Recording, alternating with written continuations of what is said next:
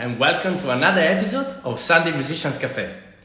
Please drop a message in the chat telling us where you're listening to from, and it's always very beautiful to see that people listen from all over the world, from Italy, from the UK, from Spain, from France, and from the United States, sometimes from South America as well. So please do so, drop a message telling us where you are, and it's always very beautiful to see that people follow from all over the world.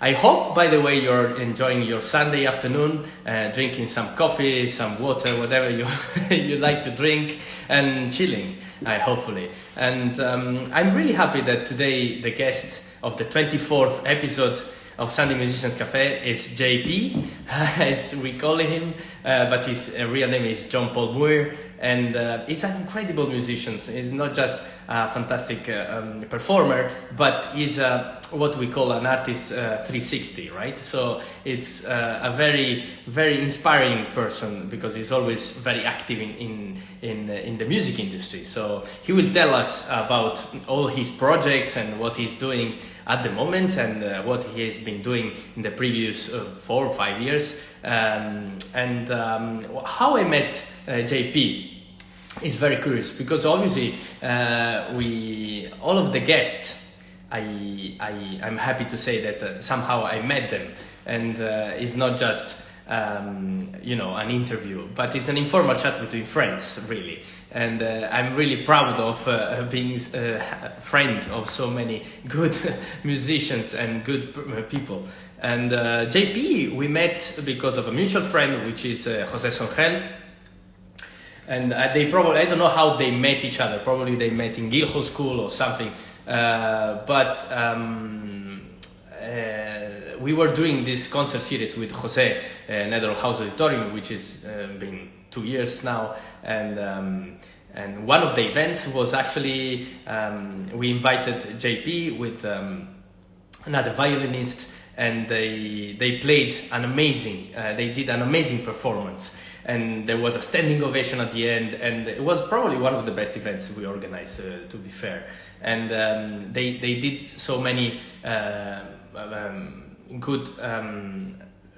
They had a very good taste on choosing the repertoire, not the program. And I think this comes from also the skills that JP has about programming. But I would like to hear from him about this, and let's invite him if he's there. So let's see if it's. Wait a second. Yes, we can invite him. Sorry, I'm still. Let me know if you.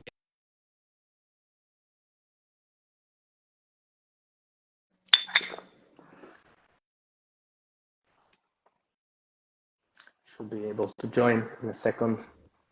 Here we are. Amazing. Hi, Pietro. How are you, JP? All good? I'm very well, thank you. Yeah, really good to see you, and thanks for inviting me. Absolutely, I'm absolutely proud of being friend of you. So I'm really glad that you could make this Sunday for this episode, and the 24th episode. I don't know if you've been following up this little project I'm carrying on, and I would like to know what you think as well about this project. Oh, I think it's fantastic. Yeah, I've seen a few of the episodes you've done, and I think it's a really nice way to for musicians to kind of network and actually hear and support each other, and as you mentioned, sort of learn and grow from each other as well. Yeah. Apart from just having a nice time and having a nice chat on a Sunday. Absolutely. How is your Sunday going for now? It's very relaxed, actually. Yeah, I went on a nice walk in the park and had a coffee and some brunch, and and then just relaxed at home this afternoon. So it's properly relaxing, which is fantastic, nice. fantastic. So you're in the coffee team, right? Absolutely, yeah. I've got a nice Costa Rican brew here. Yeah, nice. I'm absolutely addicted to coffee. I have to admit, and this is my usual espresso after lunch. And so I'm really glad you are in the same team. We are on the same team. I feel less alone. Amazing. So I was actually introducing you a bit before to the audience, but I would like to hear from you your point of view on your story. Obviously, people are usually we usually read CVs when we go to concerts and stuff, but I think we miss the most important thing, which is the actual person who wrote that CV to say that story. I think it's different to hear it from the person, right? So tell us a bit more about your story. What do you think is important, no, in your story, and which are the key moments that maybe you can see as a key, right, in your story? So tell us. Sure. I mean, I'm not sure which are the key moments really, but maybe see what occurs to you and you know, come back at me. But in terms of music, I've always been really in love with the piano since a young age. I was 5 years old when I started. My mother was a musician, a guitarist, a Okay. sort of singer-songwriter. Okay. My father didn't play anything, but was really appreciated music. We had a piano in the house, and at one point, my cousin, I think, came and played some small thing on the piano, and that piqued my curiosity at that age, and you know, and then I just continued playing and really liked it. So this was in Auckland, in New Zealand, where I'm from, Okay. and so I grew up there. Sorry to interrupt you, but is it true? It makes me laugh. I don't know why, but is it true that people from New Zealand? I was actually curious one day. I remember in the past, and to look up how do we call people from New Zealand? New Zealanders, right? Is the right? But also they say we can call you Kiwis, Absolutely. so it's not offensive at all. No, Wow, no, absolutely. I amazing. know many people over here refer to the fruit as Yes, kiwis, but yes. actually in New Zealand we tend to use the word kiwi fruit because we refer to each other as kiwis so often. Yeah, I see. Okay, so for me, it makes me laugh. I'm sorry about this, but because for me, it would be offensive not to call someone Kiwi. I mean, it wouldn't be good. But so you are an actual Kiwi. absolutely, and it's really not offensive at all. So yeah, Okay, yeah, nice. yeah. Okay, sorry to interrupt the beautiful story. So you went to classical music, no? Basically. Yeah, well, actually, my first piano teacher gave me quite a broad Hmm. um, range of styles to look at, and we did some classical things, and we did some music from lead sheets, kind of standards, popular songs, just with chords and a melody. Hmm. And so that was quite useful because when I was very young, I started to play piano in the church as well. So this was growing up. That was one of the places where I started to play music publicly. And then when I was about 9 years old, my teacher recommended that I to another teacher who was Hmm. more of a classical specialist and had more of a grounding in technique and things like that. And I was very, very fortunate to then begin studying with Ray DeLisle, Hmm. uh, who is one of New Zealand's most kind of well-regarded pedagogues, I would say. And she became my teacher and mentor all the way through until my early 20s, 20, 23, 24, when I then finished my studies at the University of Auckland and moved to London to continue my studies at the Guildhall School of Music. So when did you move to London precisely? In which year? This was 2010, 20. September. Okay, nice. So you've been spending already almost 15 years, 13 years, basically, 13 years in the UK. Wow. How is the experience you think is different for you? Which are the differences, main differences, let's say, from the New Zealand method and to the London approach? Not only method of learning, but the approach to music, right? Is there any difference that you can find really, oh, at the beginning was really, you were struck by that, or you think they're very similar? I think the quality of teaching and that kind of thing in New Zealand and Auckland is very, very high. It's very similar, but the main difference that's really felt is just the size of the environment you're in and Yeah, the number of people at a yeah, high level. yeah. And so that was that was the big difference. I Mm. had some experience in the UK having toured with my piano trio on a Royal Overseas League Scholarship a couple of years before I then moved. So, and I really Okay. enjoyed that. and met some people, had some master classes, this sort of thing. Mm. But yeah, it was an amazing and very intense time at the Guildhall, studying with Joan Havel. And also those 2 years I was trying to focus predominantly on classical music Mm. because I did a double major in jazz, essentially, for a couple of the years in my undergraduate in Auckland, and had played jazz since high school. And as you now know, that's become quite a big part of my Yes, life now, the jazz yes. side of things. So, yeah. Absolutely. We met, I was saying before that we met because I invited you with Jose Sangel for one of the events we were organizing in Netherlands House Auditorium, and you played jazz. You played, actually, I mean, I wouldn't say it's entirely jazz, no? It's your style. It's very much your style, where you can actually spot, I mean, from a classical musician's point of view, you can spot your classical training, and you can see how much the two genres are influenced by each other, right? In your way of doing things. Actually, I'm curious about how you switched in a way, no?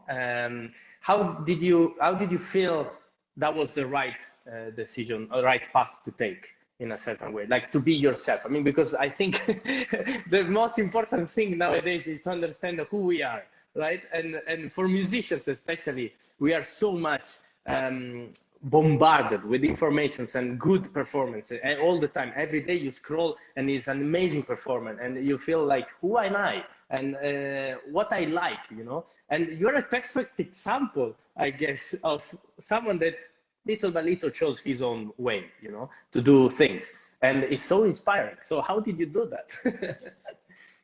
It's a good question. I mean, firstly, I think I totally 100% agree with you. I think that finding your identity as an artist and also what not only what what you're passionate about, but what Mm, you're good at is really, really important, and sometimes a difficult process, I think.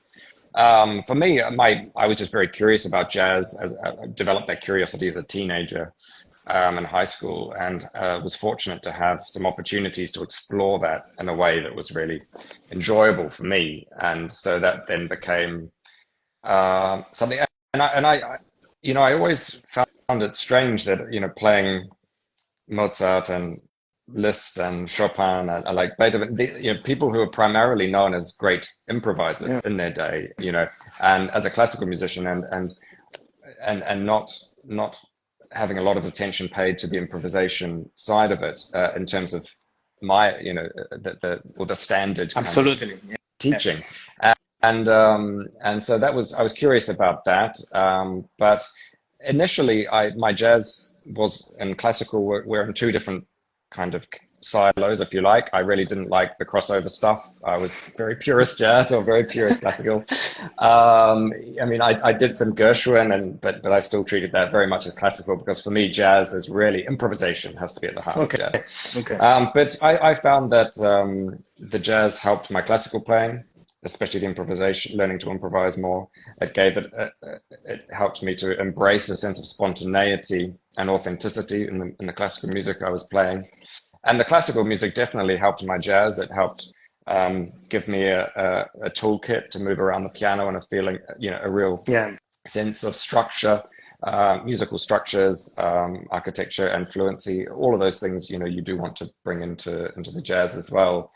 And and I guess my first album, The Cornerstone Suite, really charts my initial explorations into jazz, and you can really hear, I think, a lot of the classical influence, particularly in that album.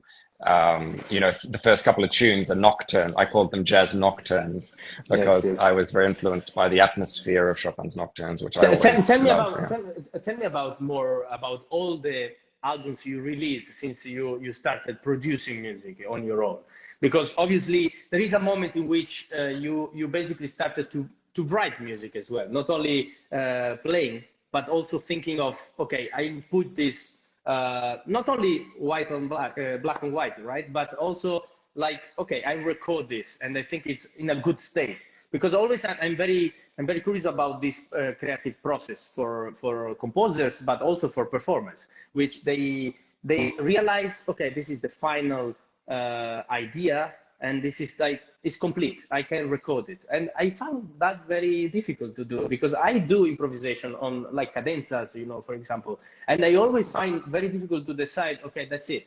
I record this, or I say this is the ultimate version of it. How you can do that, and how many albums actually you released in your life? I mean, this is a very good philosophical question. I think I really don't like the idea of perfection and going into this, trying to attain some sort of a perfection in the studio when it comes to performing. So I try to really recreate things live in a more live kind of way. And I think so. The first album was a live recording, the Cornerstone Suite. That was a live recording. I never Okay. intended to release that as a record. Actually, initially, I was going to develop it in other Wow. ways, Okay. but I came to realize that I think it represented the music in quite an authentic way. So that's why I released it. But I've had experience with other things. I was in an alt pop band in New Zealand, which we recorded, and wrote and recorded an album of kind of alternative pop music with a band, so that gave me some, as a young person, some idea about like That's amazing. Yeah. recording your, like, in a home studio situation, recording stuff. Yeah. Yeah. Yeah. And then, but yeah, more recently I've gone into the studio to record a new album with a new band, and this is what's called Home Now, and this is compositions over the last 4 or 5 years, and that's Okay. the first time I've gone into a really, really beautiful studio, actually, and with jazz, with improvised music of my own, and captured it. And there was only really there wasn't a rehearsal actually before that session with everyone involved. So Amazing. there was a couple of rehearsals with parts of the band, but individually. But I really wanted to capture the encounter of the musicians with my music in a very honest way and in And a very real way. I must say, this feels very much jazz. Yeah. No rehearsals at all. We meet on the spot and we do it. We just do it, and it's for me, it's such an inspiration. Obviously, I mean, musicians like this, I would love to be able to do that. I know I'm not good enough to be able to feel comfortable. I mean, maybe I can do something, but maybe I wouldn't feel comfortable. I never tried, honestly, at such a level to say, okay, we record as well. But jam sessions, I've done a couple of those, not really good results, but it's something that makes me uncomfortable in a way, because I'm so much in an academic setting, and that I have just to read. I have to read.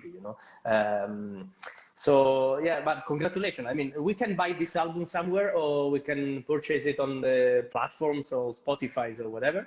Or is it available? My first album, the Cornerstone Suite, is Okay. available on my Bandcamp page, or it's on Spotify, Apple Music, all the usual places, and that's just under my name. And the latest one I've just recorded only 3 or 4 weeks ago, so that's scheduled for release sort of probably about spring next year. Oh, okay. It's Okay, good. just finishing up the mixing process now. I So yeah. remember now that we were mentioning, probably is the first album then that when we organized the event in which you played as well with Luca? Nico. No, Nico. Yeah. Yeah, so sorry about that. But with Nico, you played that event, and you were actually sending, and you sold one or a couple of CDs or vinyls. So I was very, very impressed by the quality of it, first of all, and also I was impressed that you brought a vinyl, and I was like, this guy is absolutely spot on, is absolutely on time for these kind of things, because people are going back to vinyls, and I could spot, right, that you're very aware of how the industry changes, and you're very clever. You're very clever as Well, well. I mean, So for me, it was as simple as myself and many friends. I mean, just don't have a CD player at home anymore. I mean, I think my old MacBook has a CD player in it, but yeah, I don't use that anymore. So I use streaming services like most people these days. But the vinyl, I think, is coming back because it's so different from how we consume music digitally, where we make playlists, we shuffle tracks. Yeah. There's just so much music out there and easily available. So I think if people really want to support an artist, or really want to really like and want something physical in terms of the music that they're buying, I think vinyl represents a nice option, because it's more of a premium product. It's bigger. You can see the artwork more clearly. And for me as the artist, one of the considerations for me was when the Cornerstone Suite is meant to be listened to really as one whole thing from front to back. One thing leads on to the other. It's a journey. And so with vinyl, you can't shuffle vinyl. Like, you have to, it goes from one track to the other. And it's this experience of sitting down and actually listening to an album, which fewer of us do these days, I think. So. Absolutely. No, you touched a very important point, which is when you said is the way we consume music, right? And I guess you noticed as well. And I guess you all take in consideration this in your job as a programmer of Bloomsbury Festival, which we are going to talk about in a minute. But I'm sure you take in consideration the fact that music as well has become something that we fast consume, no? And it's like it's part of this culture of fast consuming things. So fast fashion, fast food, and music has become fast as well, So majority of the tracks that we listen today, we actually listen for the first time maybe in a reel on Instagram or TikTok, and then we download it and we like it, or maybe we don't like it, but we know maybe those 30 seconds very well, and we don't know the rest of them for the rest of the song, right? And so even artists are so focused on this music could work in a reel or not. They ask themselves, could this music become viral, right? So it's more important to become viral than actually be authentic with your own self. It's the rule of the market sometimes that is predominating on our own creativity. Sometimes I feel like this way. I don't know if you feel the same way, but you're a perfect example of someone that is going against this. You are authentic. You put on a vinyl your music, and you release also on, obviously, I mean, we are inside this world, so also we release on all the platform, and this is obviously, I mean, it's nothing wrong with that, but to keep that originality in a way, keep that root of where we come from, so we come from a place where music is not just a product. Music is a way of expressing ourselves, so we cannot sell that as a product, not only, right? So I don't know what you think about this, but I think you must have taken in consideration this also doing your job as a programmer. Yeah, well, when it comes to the industry and how people consume music these days, I think that as musicians, we have to be aware of how things work. I think it's important to use it to your own best and your own best interest. I mean, so for me, I will. For example, in June this year, I released just a single, just a short little waltz called Rita's Waltz. Yes. Just as a sort of an experiment, because I wanted to release something very quickly, very easily, just as a single. I think you can do that. You can also release things on vinyl. I think, I would be wary about trying to focus all your activities on just trying to be the next viral sensation and just try and fit all your music into a reel or something like that. I mean, if that's not you, I mean, it might be you, but I think that the industry is always changing. You just have to make it work for you.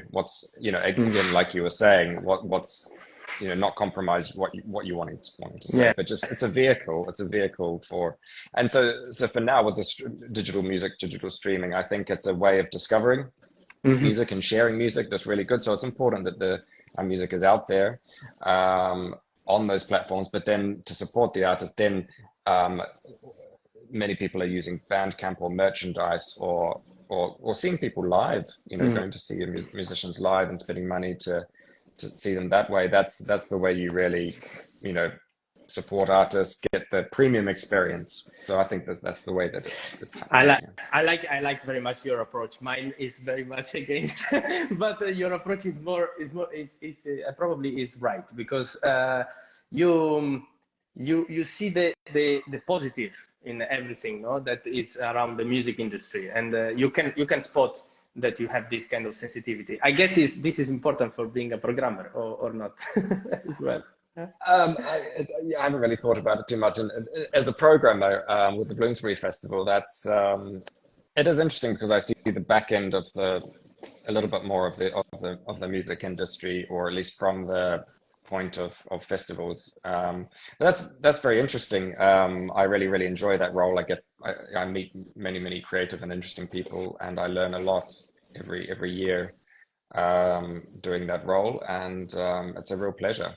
Yeah. Tell us about how did you start the Bloomsbury Festival? Were you the founder yourself, or you were part of the foundation of it, or no? No, it was founded quite some years ago by a lady called Roma Backhouse. But Okay. I came on board in 2015 when a new director also joined the festival to kind of reinvent it a little bit at that time.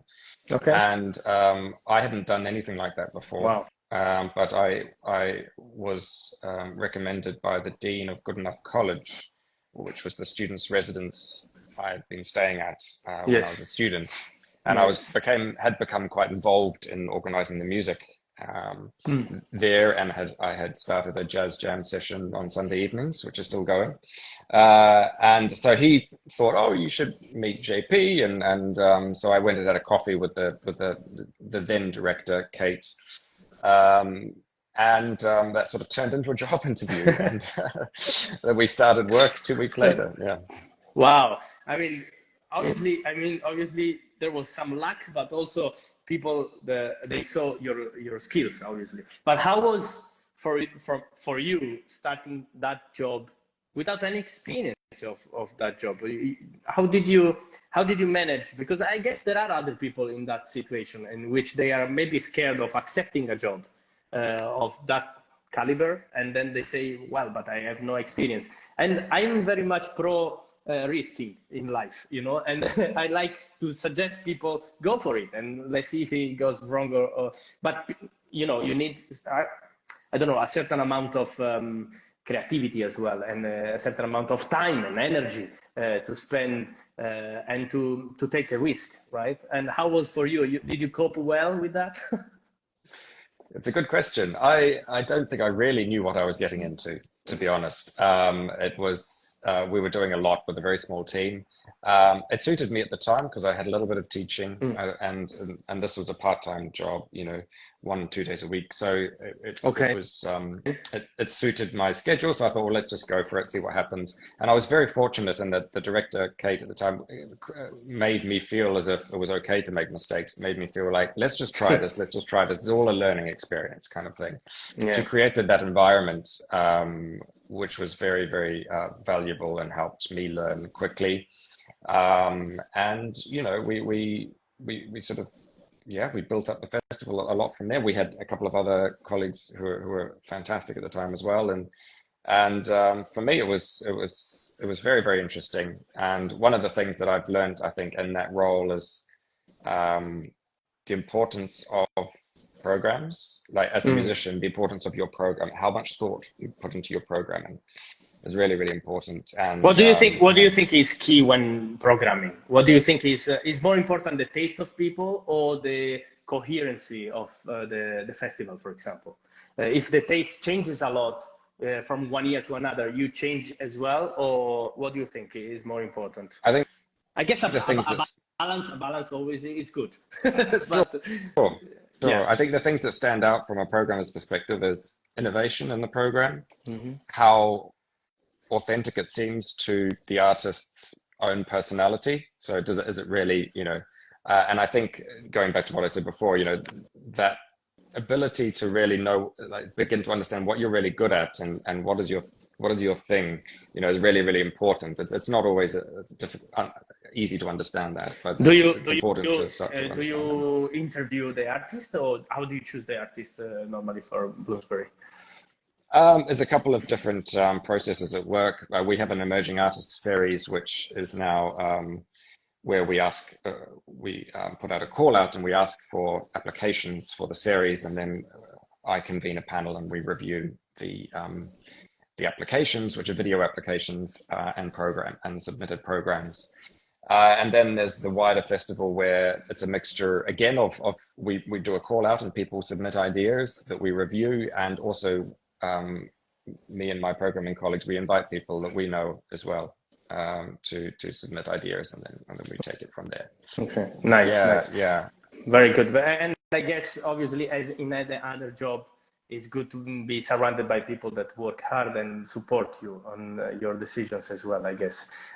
Do you have a decision taking position, or you always consult with, you are on a board which you are on the same level, or you're the head of the board? How does it work for you? We work collaboratively mostly, Okay. but my role as the senior program manager, I'm in charge of the music program and most of the literature and some bits of visual arts and some other bits as well. But it's a small team. We work very collaboratively, and we're not very hierarchical, to be honest.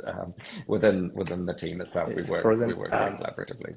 Okay, sorry, you got frozen for a second. I don't know what maybe a notification or something. Oh, okay. But you were saying that you work very collaborative, and that's pretty good. Sorry for asking so many questions on programming, but I'm very curious about this. And it's as myself, I was conducting a little concert series, doing a little events. It was very a big problem to decide which music to. I mean, we were focusing on classical music, obviously, and jazz as well, but we were mainly focusing on classical music, and for us it was a bit easier to decide what to display and which artist to pick. But as well, it was such a hard moment, always deciding, okay, but why not these guys? Why not this couple or this group, this trio, this quartet? And we were thinking with Jose, yes, but the last concert we did this, so maybe it's nice to have a bit of this. So it was a really important brainstorming about the programming, and I remember that was key for the decision making, at the end. Last question about this, and then we can conclude the live chat. I know you're very busy, but one question is, how long do you think a concert should last nowadays? To be obviously it depends on the context, I guess. And if you're in a Royal Hall is one thing, in a cafe is another thing. But generally speaking, in a normal venue where people pay a ticket, how long do you think it should last, a concert? Yeah, it's an interesting question. I think there's no one right answer. I think there is a place for a traditional concert where there is two halves and an interval, like we might see at the Royal Festival Hall or at Wigmore. And I think there is increasingly a case for hour-long concerts that happen without an interval, that they can be fit into different time slots, whether it's a lunchtime slot or a rush hour slot after work. Or I think, and the reason I think that they can work very well is it's taking you away a little bit from the traditional format and breaking down those the traditional, especially classical formats of music going is really key to reaching new audiences who might not come into traditional venues. And I think there's a lot of room to explore doing that to help reach new audiences, because the music is fantastic. And I think the more people that hear great classical music and jazz and whatever in different contexts that might attract different audiences is I think more of that should happen, and it is, and that's certainly in London, which is really encouraging to see. Yes, no, absolutely, you're right. I can see this pattern going on at the moment as well, of choosing also to have a rush hour in which you experience, a nice concert post work or lunchtime. I played myself in lunchtime concerts many times, so I know that works without an interval. Okay, surfing on these wise words, I always ask at the end of the chat for a little tip that you would like to give to the future generation of musicians, focusing especially on how and which are the qualities that a musician nowadays should have.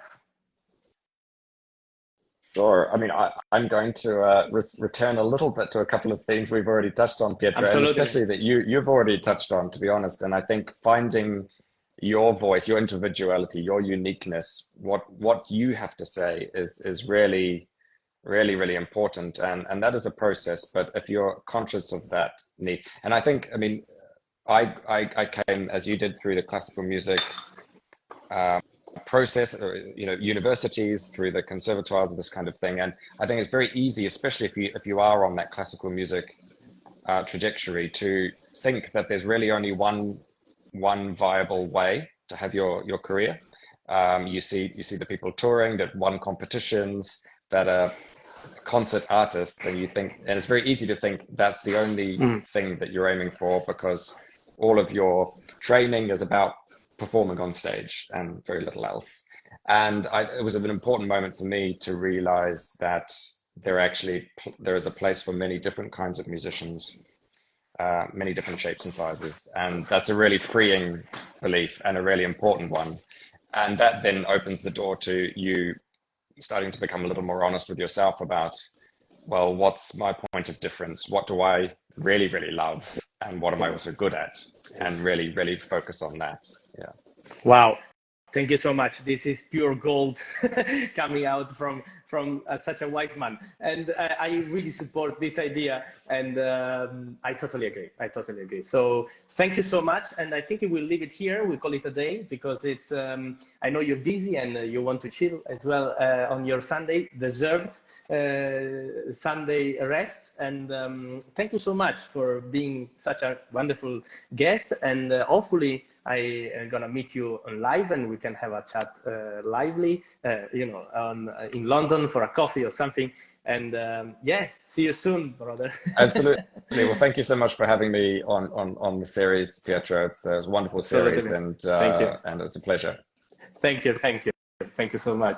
See you, JP. Have a good rest of the day. Bye-bye. Bye.